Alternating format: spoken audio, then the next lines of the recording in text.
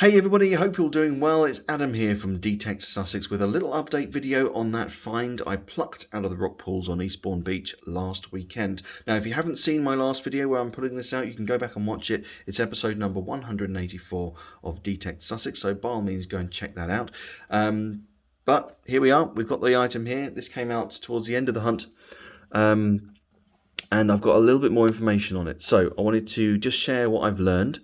Now, all of the main points I'm going to give you now have been confirmed by at least 3 separate sources, unless I state otherwise. Okay, that's why I can be reasonably sure that we're probably on the right tracks, although I can't be 100%. Okay, so this is the object. As you can see, it is disc shaped. We have a red item in the middle, and we have these 4 spherical objects embedded around the outside of that.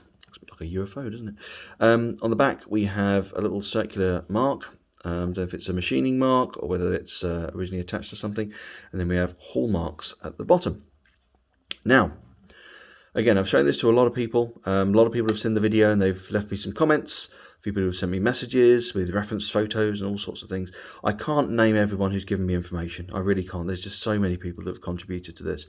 But the best we can figure out at the minute is the GL on the hallmark on the left there. I thought that was a maker's mark. It turns out that means gold lined.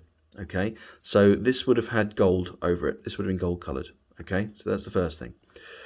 The next thing, I think the gold's just rubbed off. The next thing is we've got these 3 hallmarks here. Now it's very, very difficult to make them all out. Okay, I don't know if I can zoom in much more on the video. No, that's about as far as I can go. But on this left-hand mark of the 3, we believe that is the Birmingham Lion assay mark.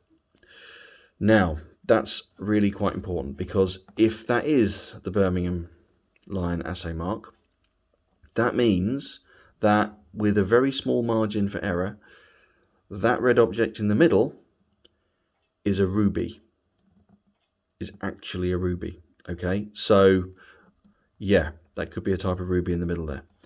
Again, these hallmarks are tiny and they're very difficult to make out, so I'm not stating that as 100% fact, but that is the best we've managed to figure out so far. Looking at the other marks, again, it's difficult to see. We believe the metal this is made from is silver, so it would have been silver with gold lining over the top. So imagine that red stone in the middle there, set in that shape in gold. How amazing would that look? In terms of what it was used for, what it's from, we don't know. A lot of people have guessed a lot of different things. That circular bit on the back there, at the top there, is that a fixing from an earring? Is that a fixing from a necklace? So is it a bit of jewellery?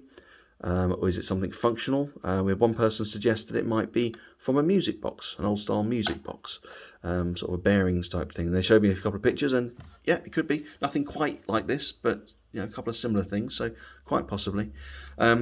Age-wise, we believe, and this is a fair consensus from most people, we believe this is late 1800s and early 1900s. Okay, so it's old. We believe it's silver. We believe it would have been gold coated, and we believe that the red stone in the middle is a ruby. I'm going to keep researching. I'm going to keep trying to figure it out. If I can get you another update at some point, I will. So please stay tuned for that. If you're finding this video and you're finding the channel for the first time, you haven't subscribed to the channel yet, I go out every single week for a metal detecting hunt. Very occasionally I'll do a bit of testing or a Q&A session or something like that at home. But 9 times out of 10 I'll be out every single week with a metal detecting hunt, and I'll video it, stick it on YouTube for you to enjoy. So if that's your sort of thing, hit that subscribe button down below, follow the channel, follow my adventures, and have yourselves a fantastic week. And I'll see you soon. Take care.